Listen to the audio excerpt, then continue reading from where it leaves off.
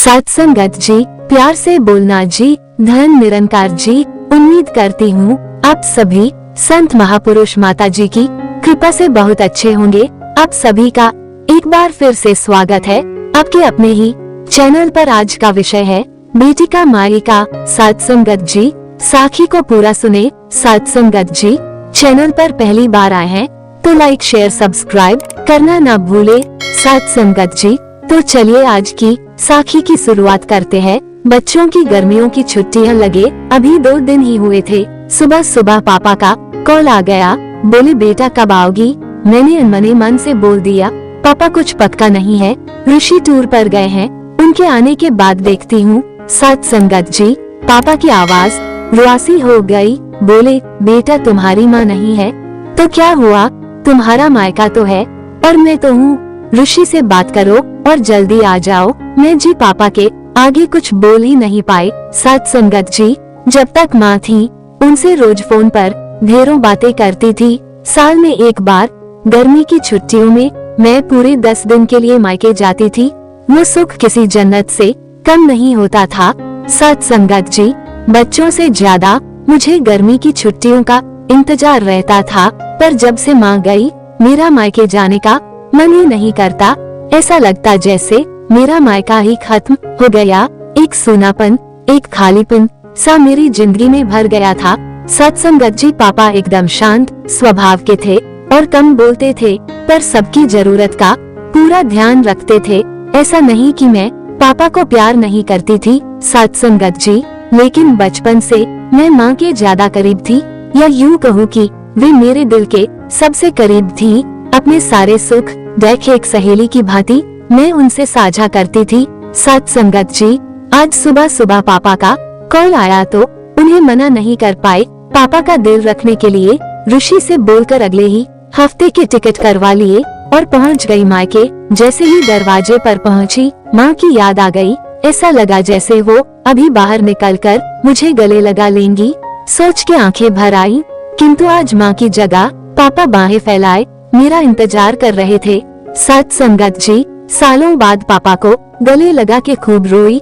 पापा ने अपने आंसू छुपाते हुए प्यार से मेरे सिर पर हाथ फेरा तो दिल थोड़ा हल्का हो गया। बहुत दिन बाद पापा को देखा, कमजोर लग रहे थे।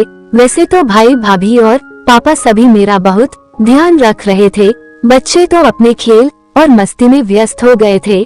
सत्संगत जी, लेकिन ना जाने क्यों मेरी नजरें हर पल जैसे माँ को ही ढूंढती थी। सत्संगत जी, आज भी पापा पहले की तरह रोज खाने के बाद मेरी पसंदीदा मटका कुल्फी लाना नहीं भूलते थे।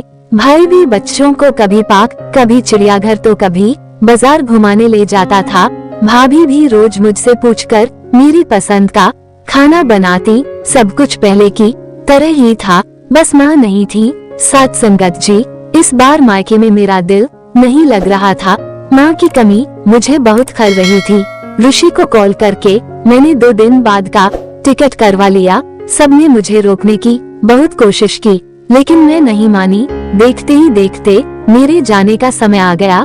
सत्संगत जी, आज शाम की ट्रेन से मेरी घर वापसी थी। मैंने सामान पैक करके रख लिया था, बस पापा का इंतजार कर रही थी। पापा ना जाने सुबह से बिना बताए कहाँ चले गए थे।